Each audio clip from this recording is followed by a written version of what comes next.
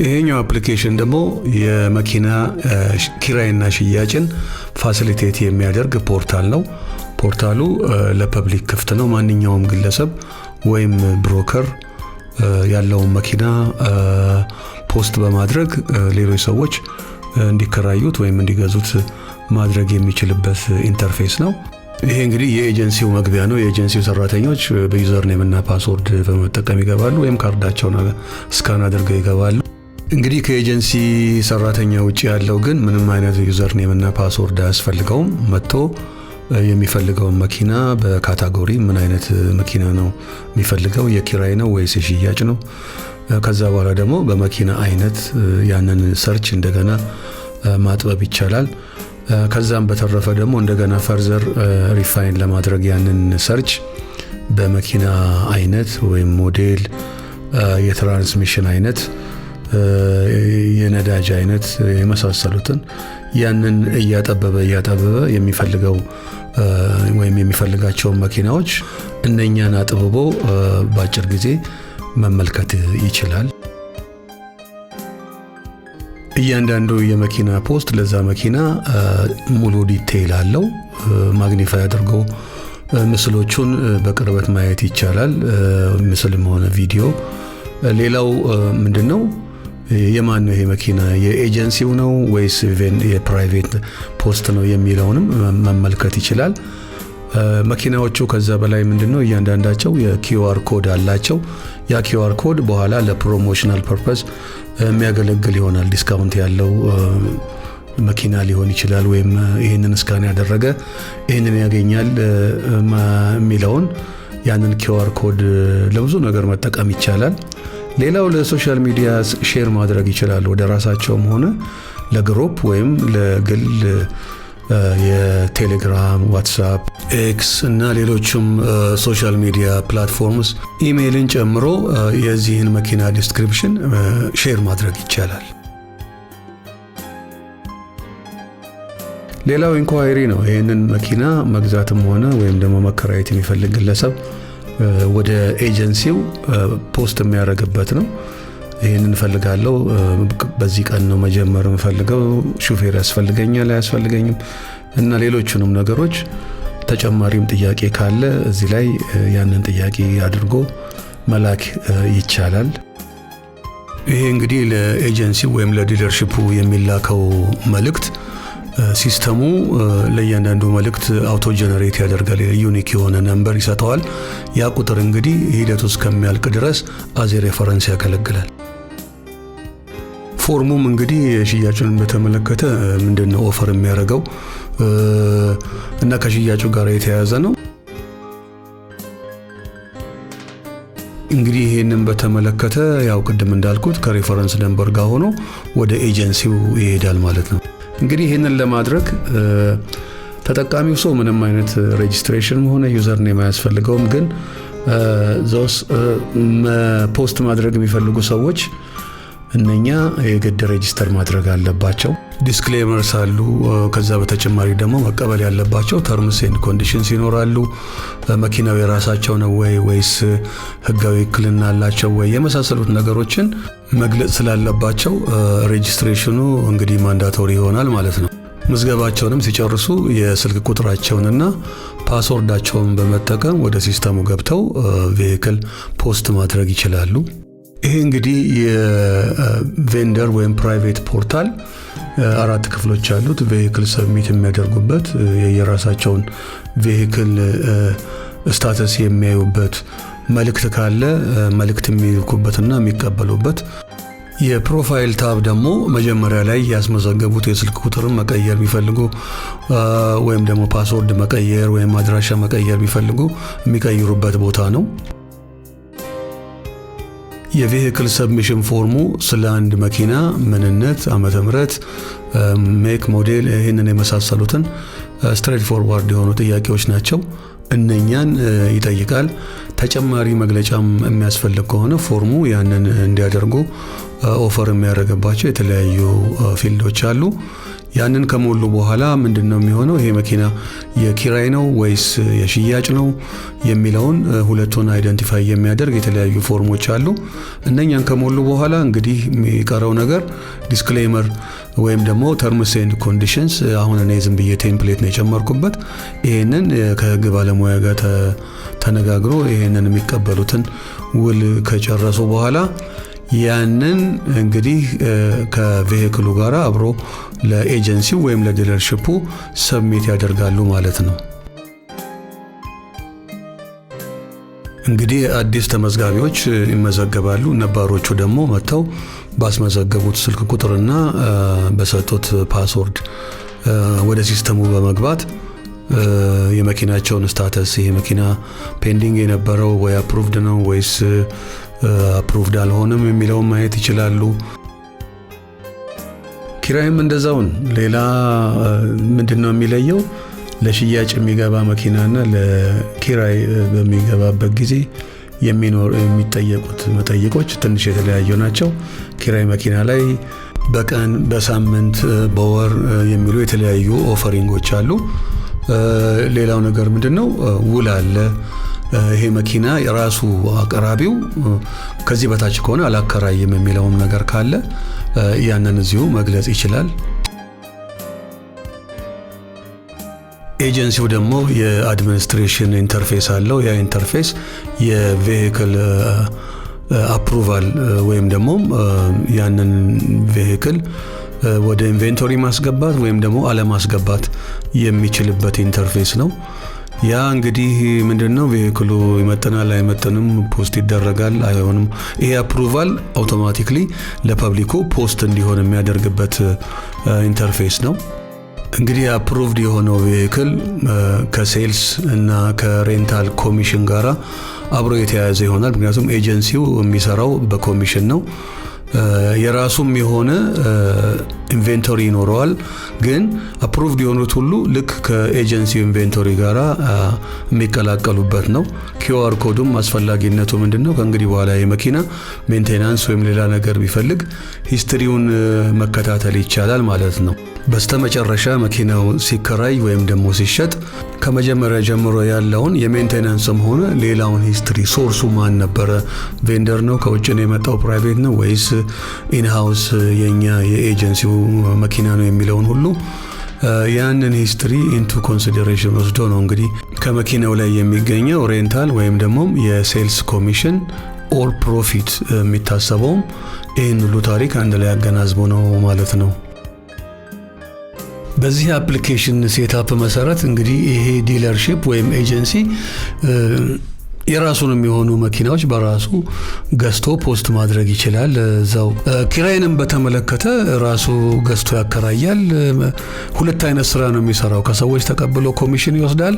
ከሌሎች ደግሞ ገዝቶ ደግሞ በፕሮፊት በመሸጥ ሌላ የሬቨኒው ስትሪም አለው ማለት ነው።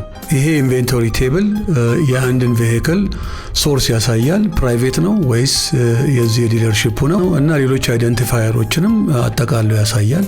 ለፐብሊክ ፖስት የሆኑትን ቬሂክሎች ደግሞ የነሱን ዋጋ ለመቀየር ወይም ዲስክሪፕሽን ወይም ፎቶ መቀየርም ካስፈለገ እዚሁ ነው የሚቀየረው። ሽያጭን በተመለከተ የራሱ የሽያጭ ፎርም አለው። ያ ፎርም ይሄንን መኪና ኢምፖርት በሚያደርግበት ጊዜ መኪናው ሜንቴናንስ ካለበትም አብሮ ጨምሮ ነው የሚነግረው። ከዛ በኋላ ያሉት ቫሪያብልስ ኢዝሊ ሊቀየሩ የሚችሉ ናቸው። የኮሚሽን ፐርሰንቴጅ ወይም ደግሞ የቫት ክፍያም ካለ ቫቱ ስንት ይሁን አይሁን የሚለውን ያንን ኦፕን ቫሪያብል ነው። ማንም ሰው በኋላ ሊቀይረው እንዲችል ተደርጎ ነው። ኤምቤድድ የሆነ ቫልዩ የለም ማለት ነው። ይሄ እንግዲህ ትራንዛክሽን ሲያበቃ ራሱ አውቶማቲክሊ የአግሪመንት ሰነድ ጀነሬት ያደርጋል። ያ ሰነድ እንግዲህ መታወቂያ ምናምን ሌሎችም ደግሞ ውሎች ያንን ያካትታል። ፊርማን በተመለከተ ፓድ ላይ መፈረም ይቻላል። የሲግኔቸር ፓድ ካለ ወይም ደግሞ በማውስ አክቹአሊ በማውስ ሳይሆን በፓድ ማድረጉ የተሻለ ነው። ካልሆነም ደግሞ ምንድነው ሲግኔቸሩ ስካን ከተደረገ በኋላ ያ ስካንድ የሆነውን ፊርማ ወደ ሲስተሙም ኢምፖርት ማድረግም ይቻላል። ይሄንን ውል በኪውአር ኮድ ማህተም ይሄ ኪውአር ኮድ ስለ ትራንዛክሽኑ የሚናገረው ነገር አለ። ያ የማይታይ ማህተም ነው ማለት ነው። ይሄ እንግዲህ የሴልስ ትራንዛክሽንን ይጨርሳል። በኋላ እንደምናየው እንግዲህ የኢንቬንቶሪ ቴብልን ከዚህ ሽያጭ ላይ የተገኘውን ኮሚሽን ወይም ፕሮፊት ሬኮርድ ያደርጋል። ሪሲት ጀነሬት ያደርጋል ሲስተሙ። ያ ሪሲት ፒዲኤፍ ሊሆን ይችላል፣ በኢሜይል ሊላክ ይችላል እና በመሳሰሉት መንገድ ይሰራጫል። ወይም ደግሞ ወደ ፒኦኤስ ፕሪንተርም ይላካል እና ከዛ በኋላ ያው ኢንቬንቶሪ አፕዴት ማድረግ ስራ ነው። አሁን ያለው የተገኘው ገንዘብ በምን ያህል አደገ፣ ኢንቬንቶሪ በምን ቀነሰ፣ ያለውን መኪናዎች ስንት ናቸው፣ የኪራይ መኪና ስንት ነው፣ እንደገና ደግሞ የዲለርሺፑ የራሱ የኤጀንሲውና ሌሎች ሰዎች ሰሚት ያደረጉት። ኪራይን በተመለከተ እንግዲህ እንደምናየው ይሄ የኪራይ ውል ነው። ይሄ ኪራይ ውል ውሉ በምንድን ነው? በቀን ነው የሚታሰበው ወይስ በሳምንት ነው በወር ነው የሚለውን ከመረጥን በኋላ ያሉት ቫሪያብልስ በቀላሉ ኦን ዘ ፍላይ እዛው ሪል ታይም ካልኩሌት የሚሆኑ ናቸው። ነምበር ኦፍ ዴይስ ከታወቁ በኋላ ወይ ሹፌር አለ ወይ ሹፌሩ በቀን ስንት ነው ሂሳቡ ወይስ ሹፌር የለም ወይ የሚለውን ቴብሉ ኢን ሪል ታይም ነው ካልኩሌት የሚያደርገው። ሲሚላርሊ ያንኑ የቫቱንም ካልኩሌሽን አባዝቶ ቀናንሶ ያስቀምጣል። እንግዲህ ይሄ ከሆነ በኋላ ያው መያያዝ የሚገባቸው ዶክመንቶች ይኖራሉ።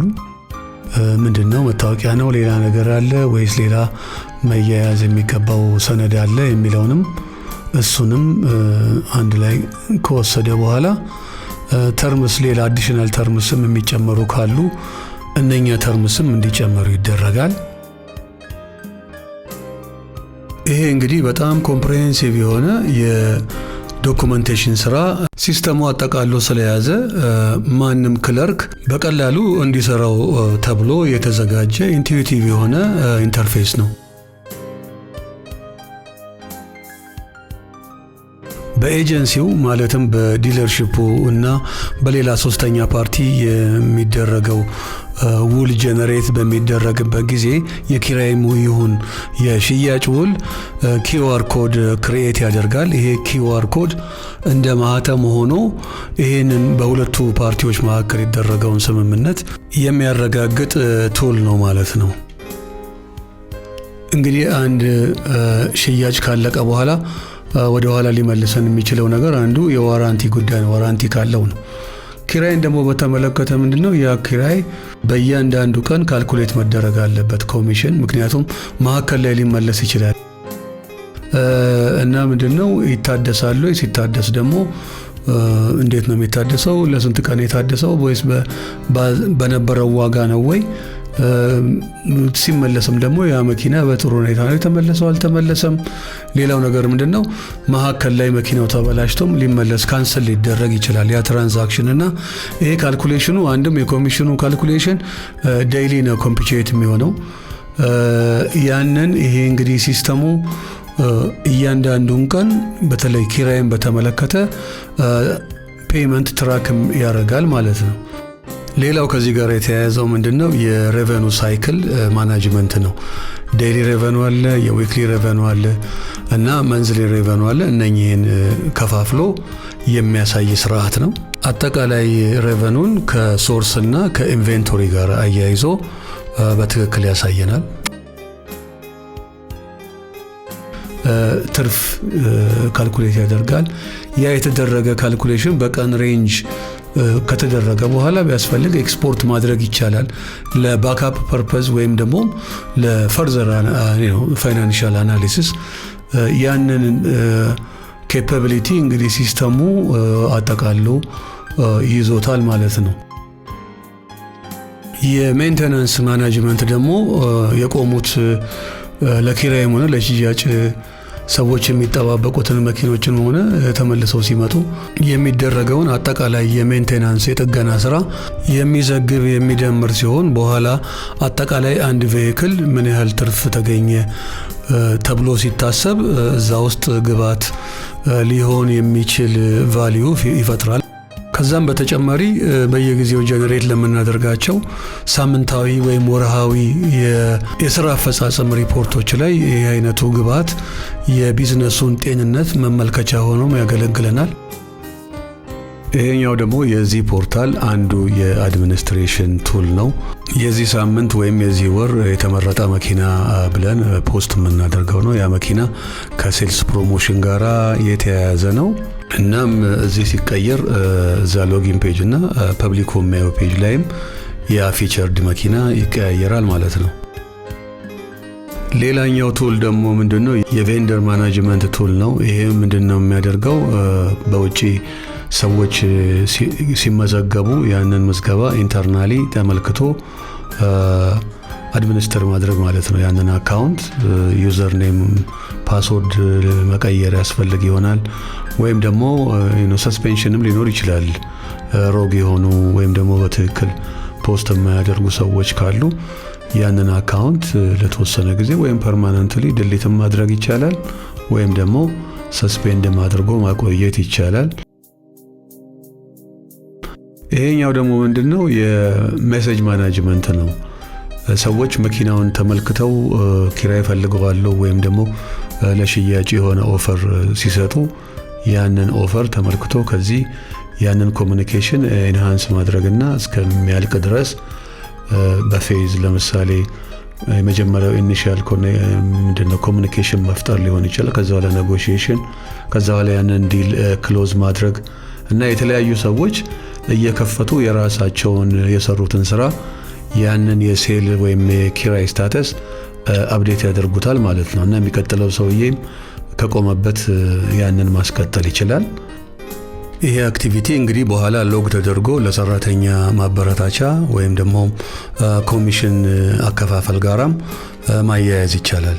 ይሄ አንድ ኢኒሺየት የሆነ ኮሙኒኬሽንን ብቻ ሳይሆን ይሄ ዲለርሺፕ ወይም ኤጀንሲው አንድን ፕራይቬት ኤጀንት ወይም ብሮከር ኮሙኒኬት ማድረግም ሲፈልግ ከዚሁ ከሊስቱ ስፒክ አድርጎ ሜሴጅ መላክ ይችላል። ያ ሜሴጅ እንደ ሁኔታው እንግዲህ ይመላለሱበታል ማለት ነው።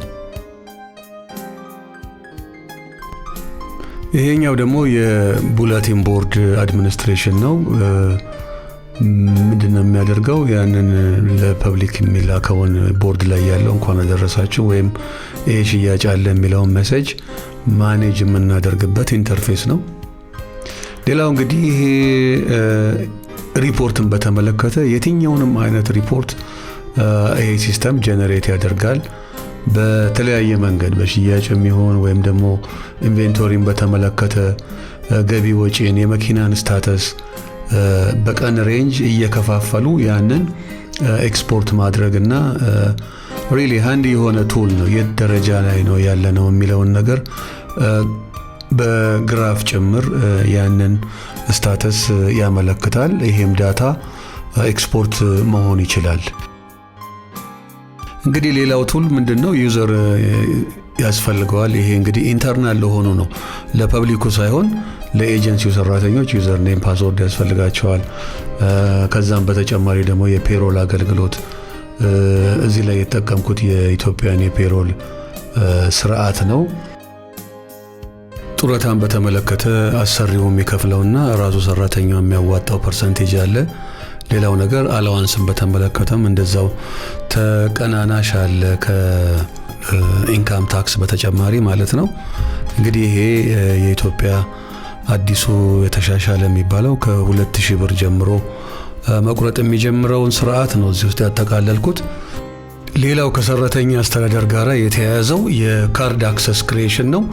ይሄ ካርድ አክሰስ ወደ ሲስተም መግቢያ እና ለሌላም ነገር አክሰስ የሚውል ካርድ ነው። ይህን እንግዲህ ባለፈው አፕሊኬሽን በፖይንት ኦፍ ሴል ዲቨሎፕመንት አፕሊኬሽን ላይ በዝርዝር የተገለጸ ስለሆነ እዚህ ብዙም አልደጋግመውም። ሌላው በጣም ክሩሻል የሆነው ቱል ምንድነው? የዳታቤዝ ባካፕ እና ሪስቶር ቱል ነው። ይሄ የዳታቤዙን ጤንነትና ኦንላይን መሆኑን ያሳያል። ሁለተኛ ነምበር ኦፍ ቴብልስ የዳታቤዙን ሳይዝ ያመለክታል ቁጥሩን። ይሄ ዳታቤዝ ሚሊየንስ ኦፍ ትራንዛክሽን ሰፖርት የሚያደርግ ነው። አሁን ያለው በጣም በጣም ትንሽ ነው። ሌላው ነገር ምንድነው ፉል ባካፕ ማድረግ ይቻላል ወይም ደግሞ ኢንክሪመንታል የሆነ አንድ ፉል ባካፕ ከተደረገ በኋላ ያንን የሚደግም የተለወጡ ነገሮችን ብቻ ባካፕ ማድረግ ይቻላል። ሌላው ደግሞ ምንድነው ኢንዲቪጁዋል ቴብሎችን እነሱን የኢንቬንተሪ ቴብል ሊሆን ይችላል ወይም ደግሞ የሬቨኑን የሚመለከተውን ቴብል እነኛን መርጦ ኦን ዘ ፍላይ ባካፕ ማድረግ ይቻላል። ሌላው ደግሞ ምንድነው የባካፑን ስርዓት በተለያዩ ሰዓታት በተለያዩ ቀኖች ፉል ባካፕ በዚህ ቀን ኢንክሪመንታል ደግሞ በዚህ ቀን ተብሎ ፕሪስኬጁል ይደረጋል። ያ ስኬጁል በሚፈለገው ያ ባካፕ እንዲደረግ በሚፈለግበት ሰዓት ራሱ እየጀመረ የባካፑ ስርዓት ይከናወናል ማለት ነው። ይሄ በጣም ቬሪ ክሩሻል ኢንኬዝ ዳታቤዙ ችግር ላይ ከወደቀ ከጤነኛ ዳታ ላይ ሪስቶር በማድረግ የቢዝነስ ኮንቲኒቲ እና የዲዛስተር ሪከቨሪን ፕላን ማሳለጥ ይቻላል ማለት ነው። እንግዲህ በአጠቃላይ ይሄ የመኪና ሽያጭና ኪራይ ዳታቤዝ ምንድነው የሚያሳየው? ያንን መኪና ላይፍ ሳይክል ፖስት ከተደረገበት ጀምሮ በኋላ ተሽጦ እስከሚሄድ ወይም እስከሚከራይ እና እስከሚመለስ ድረስ ያንኑ ሪከር የሚያደርገውንም ሳይክል ከኢንድ ቱ ኢንድ የሚመዘግብና በቀላሉ የሚፈልጉትን ሪፖርቶች ጀነሬት የሚያደርግ እና ኢዝሊ አዳፕተብል የሆነ ማንም ሰው ማንም ኤጀንሲ በቀላሉ ሊጠቀምበት የሚችል አፕሊኬሽን ነው። ከሁሉም በላይ መኪና እያለው ማከራየት ወይም መሸጥ የሚፈልገውን ኮሚኒቲ መኪና መግዛትና መከራየት ከሚፈልገው ኮሚኒቲ ጋራ የሚያገናኝ ብሪጅ ነው ማለት ይቻላል። በተረፈ በጣም አመሰግናለሁ።